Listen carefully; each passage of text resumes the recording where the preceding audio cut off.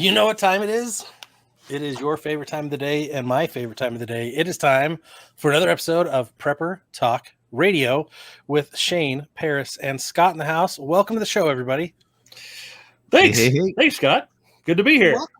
This is awesome. It's like, it's my highlight of the week, every week.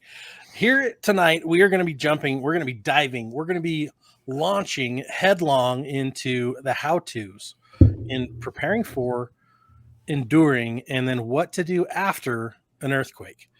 Now, having been through a few myself, none of them were absolutely insane. They were mostly a fun ride. However, I learned a lot from the local resources, and we're going to share that as well as all the knowledge we've all gotten. Paris used to be a Californian, so he dealt with a bunch. We've had a few here in Utah. I lived in California until I extricated myself from that crazy place. It was beautiful. It was fun. It was so expensive. But now Utah is getting right up there in expense-wise. So want to remind you guys, if you are preparedness-minded like we are, you want good gear. You want great gear. You want the best gear. You also want gear that's been made and crafted in a way that is ethical, wise, and, you know, we just love getting you guys the best deals. So we've partnered with AMP3. That's amp-3.net to get the best first aid kits made in America. The founders are just the best people, but here's the coolest thing. So he is a former ER doc, retired, former U.S. Navy, retired, and his name is David, and his wife Beth. He is a genius when it comes to ham radios. He teaches ham radio classes. He teaches the 100 essentials that every prepper should have. He also teaches things about everyday carry because, like us, he believes in pews in your pockets, or at least near it.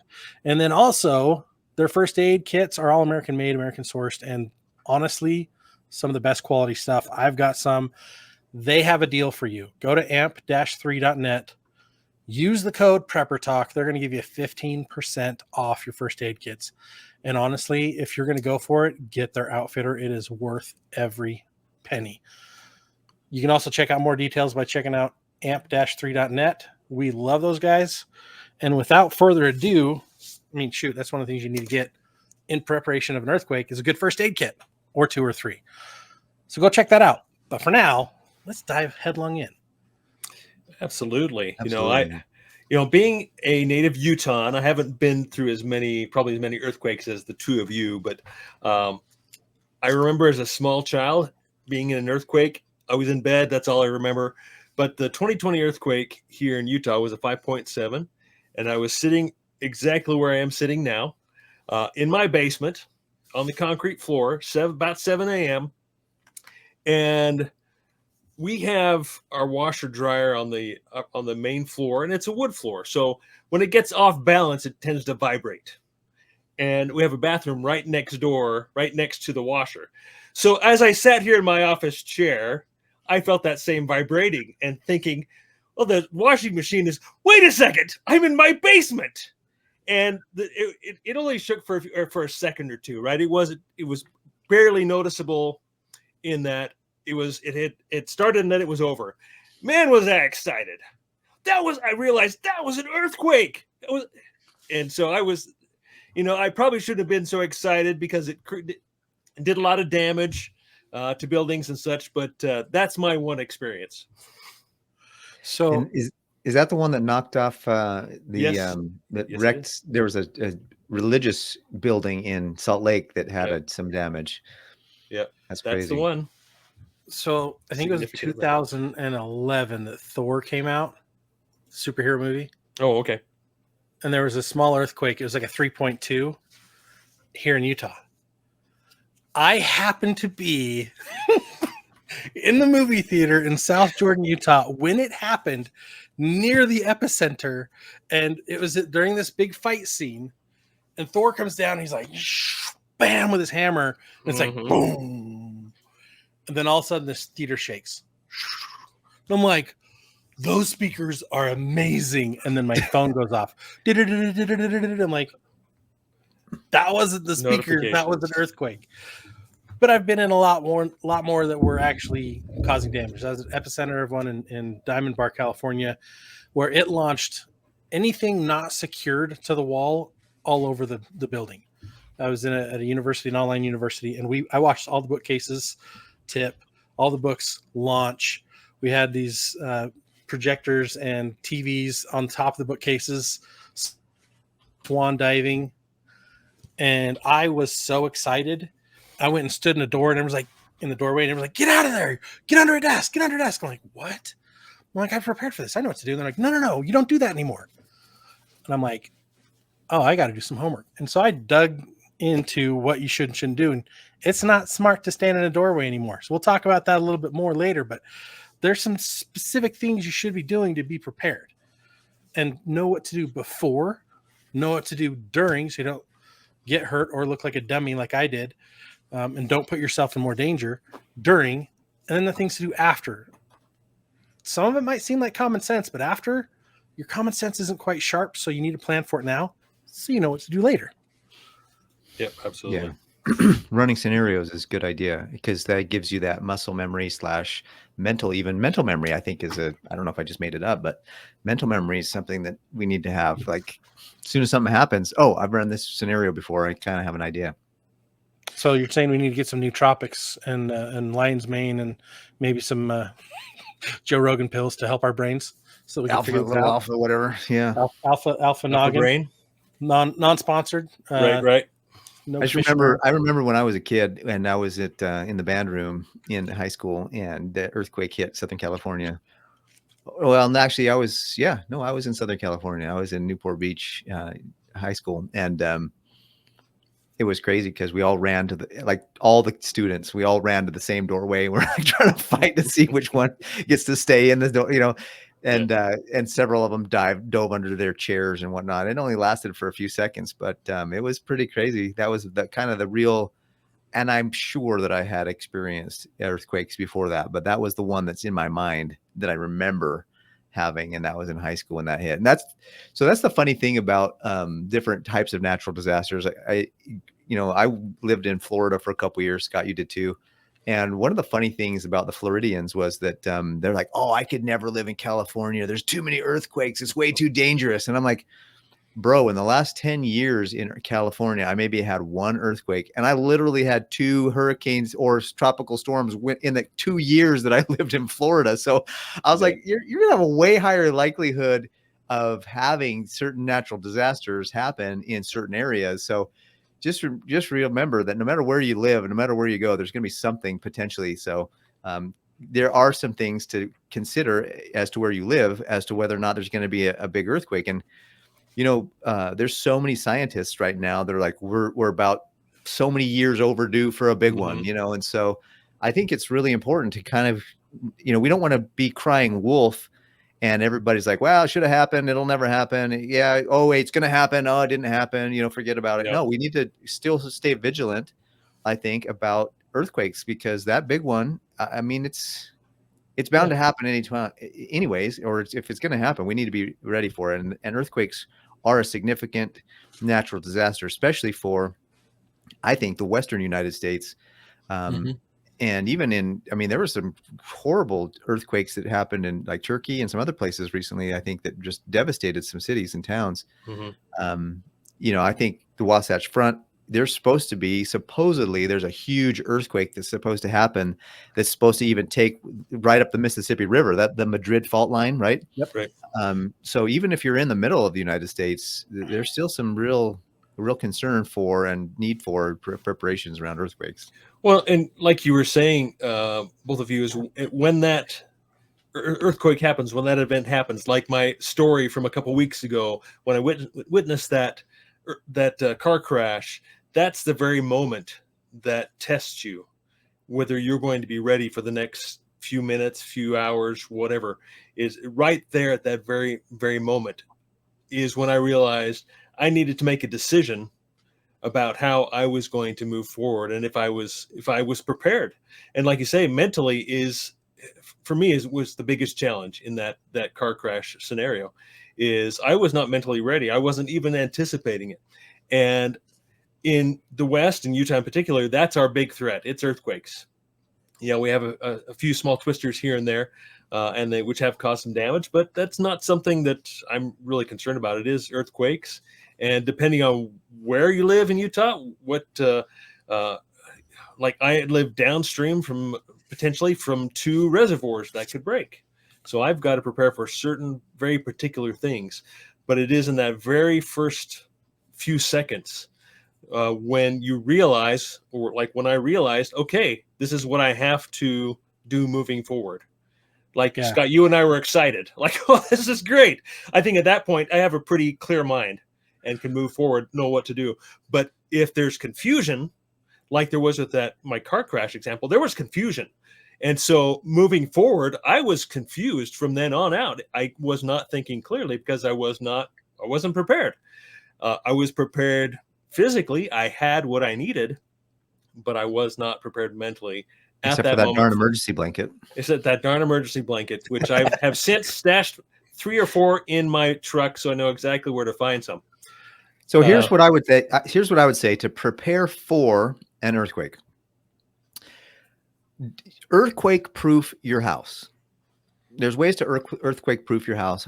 I think one of the ways, I don't know what, I'm sure we're going to get a lot of cool different things that Scott and Shane have come up with. But the one thing I was thinking was earthquake-proof your house by making sure that you don't have a lot of loose decorations high up on the wall, or make sure they're in the wall well enough that if an earthquake starts happening, you don't have all these plates and plants or other things falling off the wall and smacking and killing you while you're running to safety. So if you're in an area that, I mean, there's ways to decorate your house and still make them beautiful and have wonderful paintings and things on your walls, but just make them a little bit stronger, stick them to the wall a little bit stronger so that they have a chance to stay there when things start rumbling. And that way you're not hurt, from something falling on you on your way to getting to a safe place.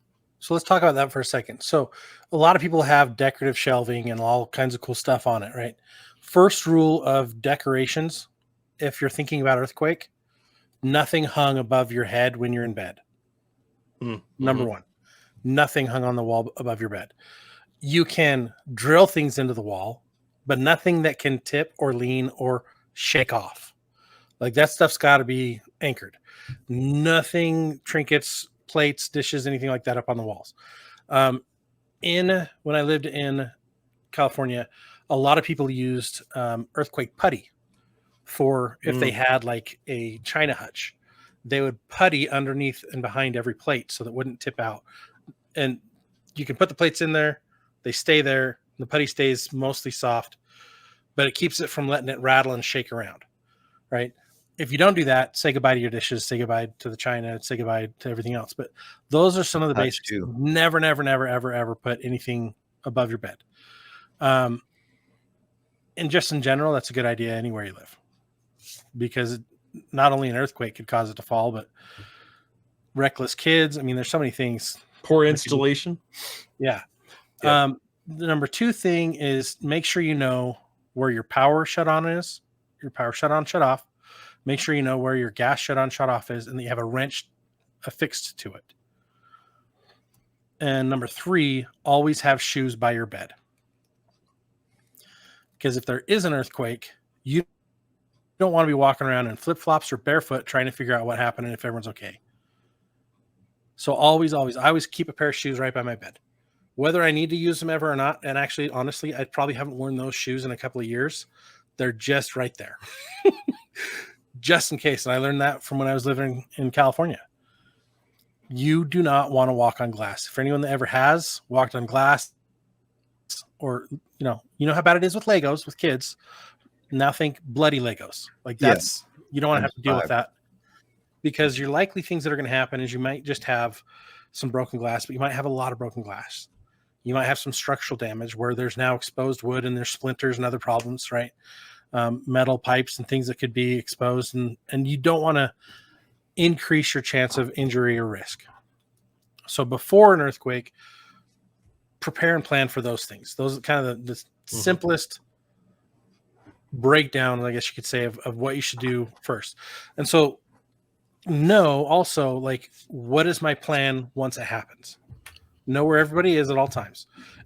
If it's at home and at night, this is our plan. If I'm at work, this is my plan to get home. if my wife's at this place or my husband's at this place, like if we're at where we normally would be during this time of day, what's our plan for that?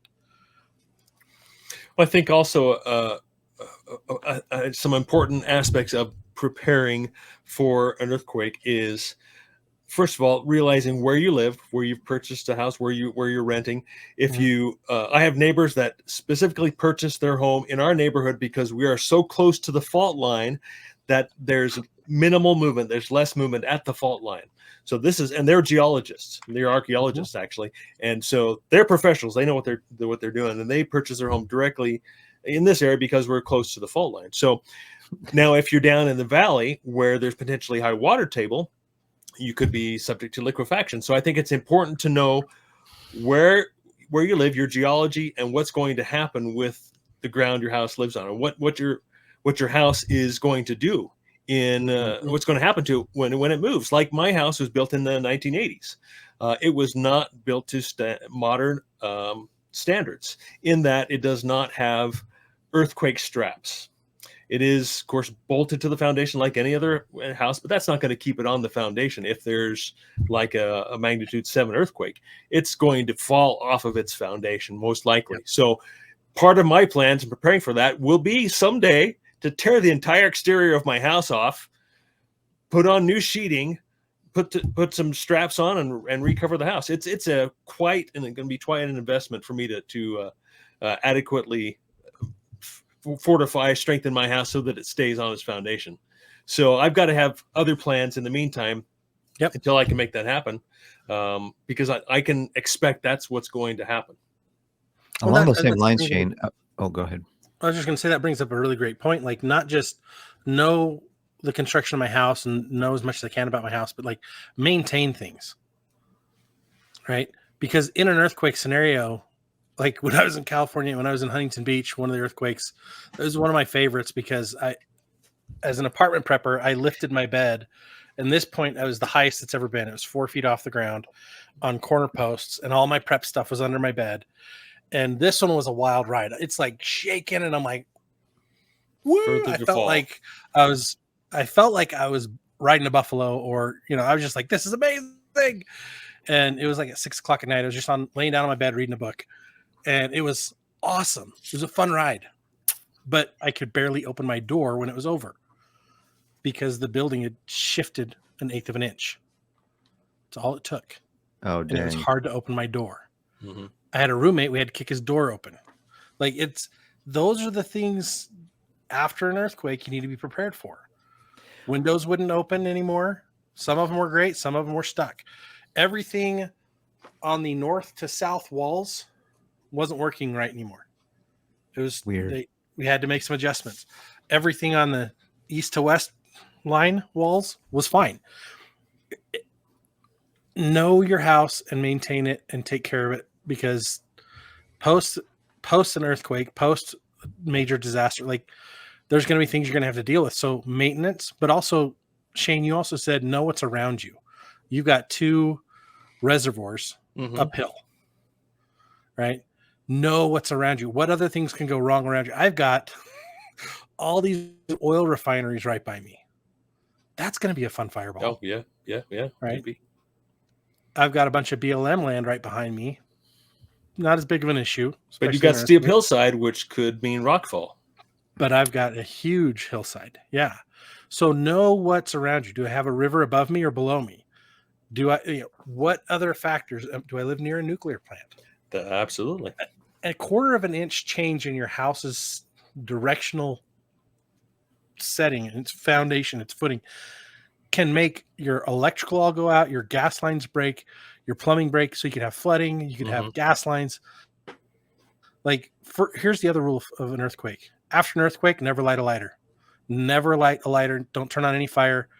I don't care if you've been prepping for thousands of years and you've got all these candles stocked up. You flashlight that sucker until you get it all figured out. Do you think it would be a good idea to know where your lines are running, like in your property, like water lines, gas lines, kind of have an idea, maybe an underground map, so that if you see the shift, maybe you see a crack, oh my gosh, there's a crack right there. I know there's supposedly a line right there. I need to be extra careful around that. That might be a good. I think that might be a good idea. That just came to me right now. I was It's a great awareness. Yeah, I think that'd be a pro tip, right? A prepping pro tip, right? To know after you've assessed your home initially that take a deeper look into your utilities. Where your water line's coming into your house. Where your other underground cables are buried. That's definitely, I think, be a good idea. Hopefully, there's not that much damage, but I don't know who I was talking to, but somebody was telling me that the lines, the water lines at least in Utah, are so old that that's one of the biggest fears that they have. Even if a smaller earthquake hits, the pipes, even the city pipes, like to get water into the neighborhoods, they're nervous about that. So that's another thing that, you might have a water leak on your property, but the movement of the ground is going to move the city water lines. And you may not have water coming into your community at all because there's a water leak over, 3 blocks over that's shooting into the sky or pounding into the ground. I mean, we see all these new weird fangled sinkholes all over the place. And a lot of those are caused by that water pipes breaking. And then just the soil gets so weak. Yeah. Collapsible soils. Yeah. That's what my neighborhood has. And I've experienced that firsthand is when the soil gets ultra saturated, it collapses, it sinks on itself and creates low spots. And so, some homes in the neighborhood have issues with their foundations. So absolutely pro tip as well. But also if you're in an apartment complex or if you're in a condo, like know what your building's plan is, know all of your exits and in all this planning, like create your own evacuation plans and post plans. Because if the building's no longer inhabitable, you need to get out. And if you're renting, you don't have access, especially in a large building, you don't have access to turn on the gas. You don't have access to turn on and off the power. You don't have access. So it's safer to just get out and wait. If you're in a scenario where you smell gas and you can turn it off, pro tip, don't turn it back on. Do not turn it back on. Contact your city utility. Let them assess the line coming in first. And then when they turn it on safely, they can assess all the connections to make sure everything's safe. You could blow up your whole house. Because if you have exposed wiring, any kind of sparking, and you turn that gas back on without doing a proper assessment, without having that knowledge and skill, you're putting your whole home, your whole shelter in danger. And you don't necessarily want to turn your gas off initially either, depending on the severity of the damages and so forth. Don't be automatically go and turn it off. Don't just do that. Yeah. You got to smell it. Only if you smell gas. And that's that distinct rotten egg sulfur smell. They add that smell. That's not how gas smells. They add that smell so that you can find a leak when it does leak. So Scott, earlier you said that running to the door jamb is not the right thing to do. I took a CERT course, and CERT said that we should find a load-bearing wall and get in the corner of it. And that means the corner of it is like at the bottom in the corner as the wall and the floor meet. Where the wall and the floor meet is the most usually that's the safest place, right in that they call it the triangle of safety.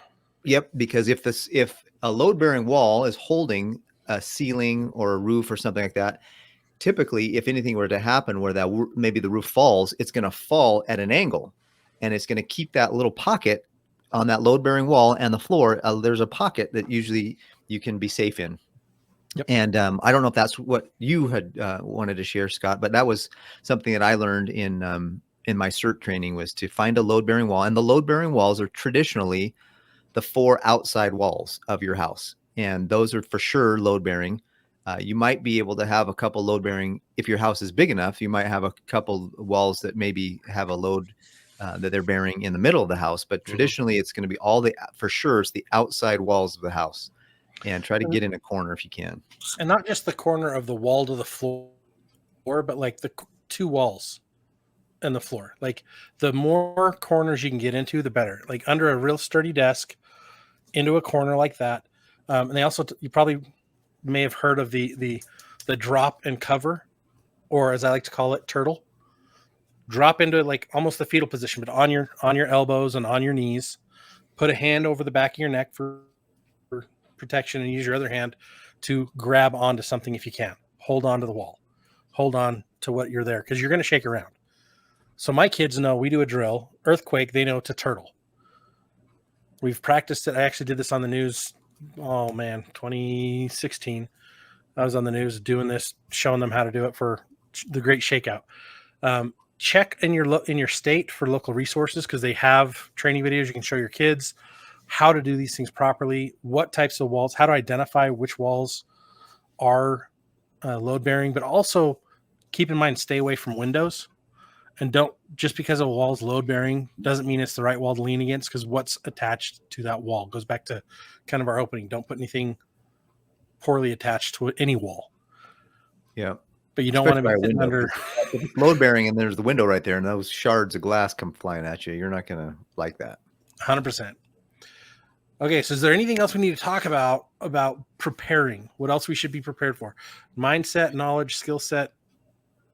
Well, of course, I think, of course, yeah, insurance. But I think just like any of the other natural disasters we've talked about, having food, water storage. I mean, that's kind of something that we talk about all too often, right? I mean, that should be a no-brainer at this point. But yeah, especially when utilities probably won't be available, may not be available, especially water. Having adequate water. I'd like to think that having a good, sturdy vehicle, off-road vehicle, four-wheel drive is going to get you through some rougher terrain as well, which may occur during an earthquake, right? Maybe I watched too many movies, right? Dante's Peak and so forth, having that big old lifted Suburban on 35s with a snorkel, and be able to cross the river or whatever. And but having a vehicle that can get you out of there, I think for me, that's important. I think it's very important to have a good friend that looks like Dwayne "The Rock" Johnson, so that he can carry you and protect you, and he can lift the load bearing. Like when the roof falls, he can just lift it for you, and you can go. So those are some other, I mean, just pro tips, maybe. Right? Yeah. I don't know. I'd rather have like an Andre the Giant. Okay. All right. Fair enough. Right. With Shane's mindset and knowledge. Just a set of hydraulic jacks. Hydraulic or that high lift works jacks. Too. Yeah. So forth, so you can. Yeah. So before, the planning, the preparation, the tools. If you guys have questions on what kind of things to get in your kits, go to our website, preppertalkradio.com. We've got kit lists galore for free.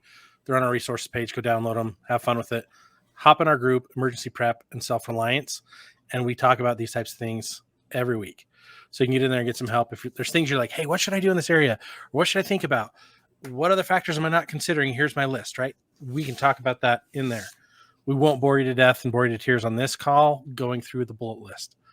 Well, let's talk about during shaking, everything's going crazy. What do you do?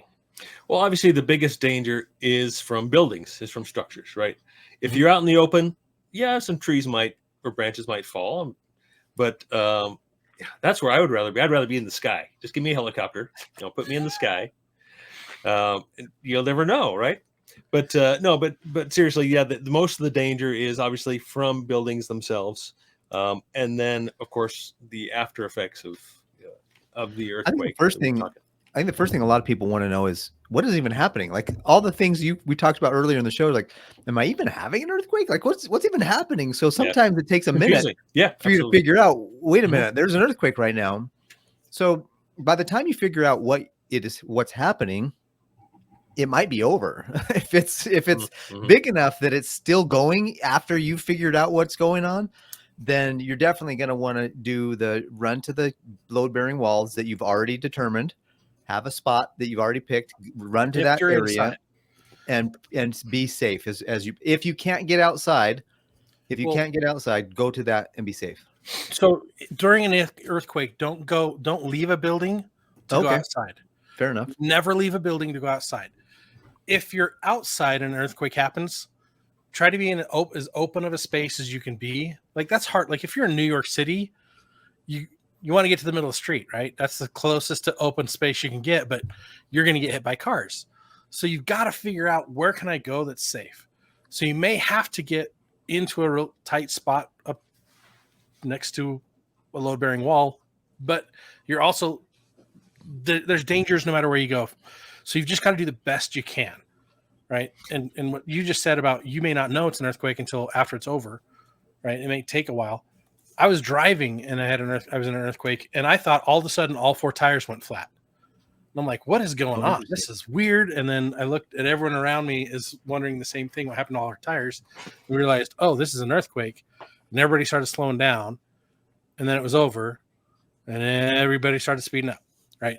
So you can't always, if you're inside, don't go outside. If you're outside, don't try to go inside necessarily.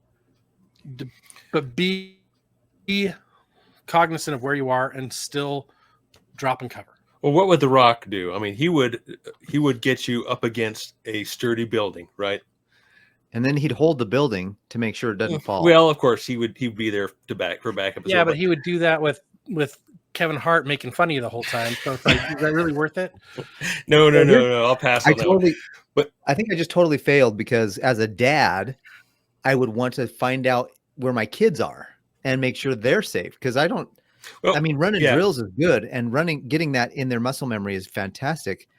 But you got to coordinate that it's actually happening when the emergency is live. So, that's not happening just yet, right? Right. I think obviously the first thing that goes through your head is it going to be your kids? Yeah, maybe it is your kids. Oh crap, where are my kids?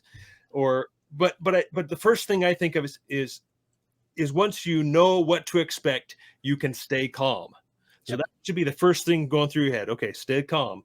Because if you're staying calm, everyone else around you, it's going to be easier for them to stay calm. And then you just write it out. Exactly. Seeing that you know what to expect, you understand what's going on, you know what the next step is, so you can stay calm and wait for the right time. And then, then you're thinking about your kids. Okay, next step, get my kids home, right? Well, no, I'm saying, what if your kid's in the room next door? They didn't jump to a load-bearing wall. Okay. Like, I got to get my kid against a load-bearing wall. Yeah, absolutely. You can't. This is a pre-earthquake training. This is the same as an airplane. If the airplane loses air pressure, who's supposed to put their mask on first?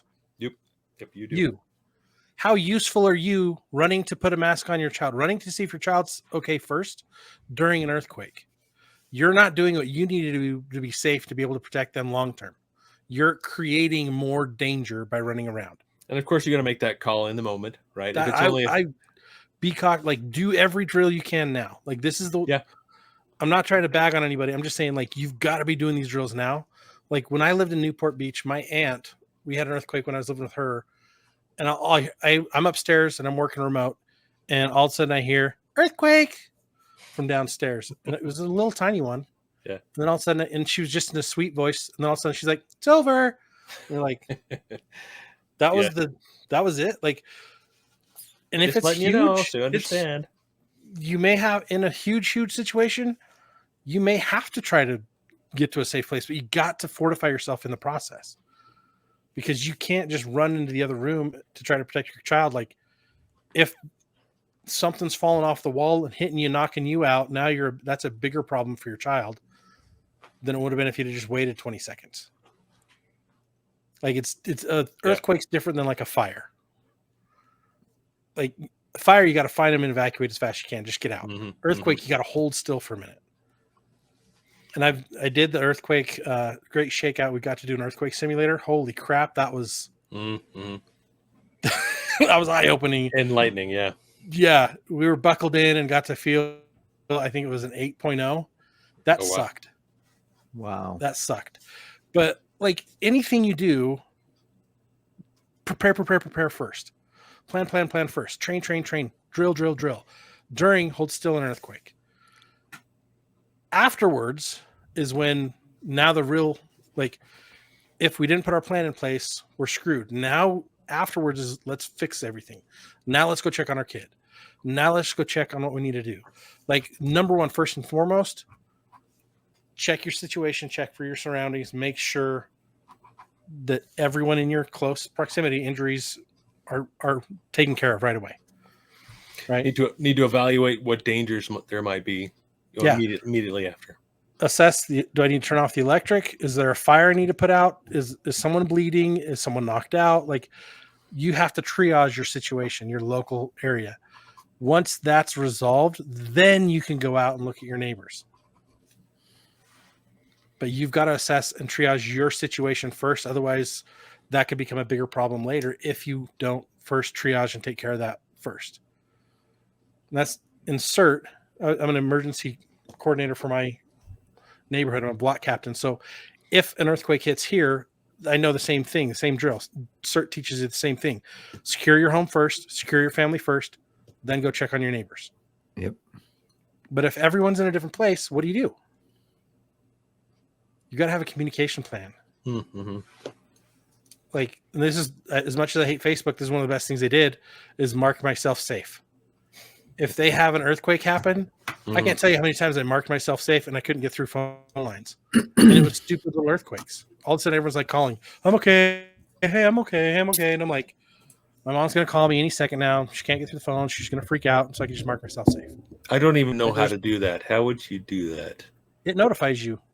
Oh, does it? It gives you the option if it identifies that there's something going on. Oh, all right. So it's just automatic. It's kind of dumb, but kind of awesome at the same time. But like, you may not be able to call, so text. You may not be able to call or text, so let people know, hey, we're good. Right? If you don't have ham radios, then what? Meshtastic? I was about to say that. Meshtastic. If you don't have phone or text or mark myself safe or ham or Meshtastic, then what? Get on your mountain bike. Yeah. Mark yourself safe? No, you just said that one. I already did that. That was number 3. Like you've got to have all this smoke signals and planned before. Smoke signals. Smoke signals. There you go. Signal mirror, Morse code. Right? Yeah.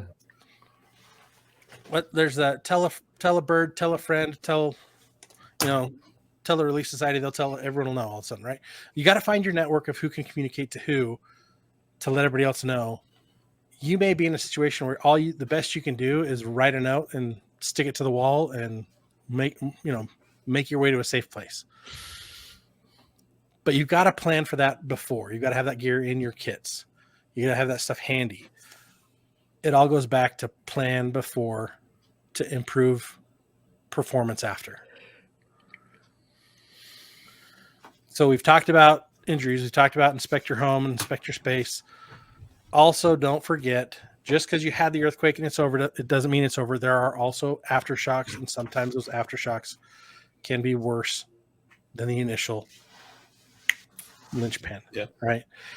And I think this is a perfect example to know where all of your stuff is, right? You already have your go bags, whatever you want to call them, 72 or 96 hour bat kits. You have those go bags already staged in a place that's going to be easy to get to them and quick and get out of the house if need be.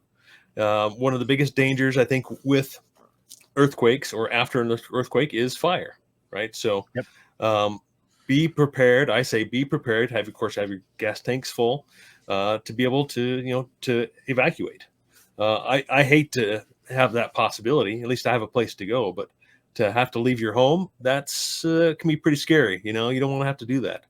But if you can be ready to leave at a moment's notice, we talk about, okay, what would you grab if you only had 30 seconds or a minute or 5 minutes or 10 minutes or an hour? What is your ready radius, right? We kind of use that term sometimes of how quickly you can get to different preps that you've got staged. And then, let grandma know, hey, we're headed to your house, for the night or the week or whatever, right? Have that plan already set in place. Well, and the cool thing is like in the planning phase, you identify who you're going to communicate to in case of an emergency, and you identify where we're going to go if we can't stay in our house. Like locally, you want to know, is there somewhere I can stay within my city or nearby? Is there a shelter place, right? There are certain churches that they open up and offer their church as a shelter in these types of situations. Is that my option? Do I have to go to a local gymnasium? Do I have someone in the next county over I can live with for a little while I can shelter with? Do I have to evacuate the state? Is there someone in the next state over I can go to? And what's my plan for getting there? And I love that you said keep your tank half full, but also have gas available at your property. Right? If you can store gas safely, store some extra gas. Well, if you have an RV, a trailer, that's pretty much prepared for most, I would think, for most earthquakes, right? Because you're riding down the road at 80 miles an hour, 70 miles an hour. It's already prepared to handle that type of movement. So you've got, hook it up and you're good to go. I think, what are some tools that we should have in advance? I was thinking maybe a crowbar in case you need to move some things because they fell. And not just I a have little a tiny, really long one, like have a really long one that's just nice. a 2.5, 3 footer is perfect, right?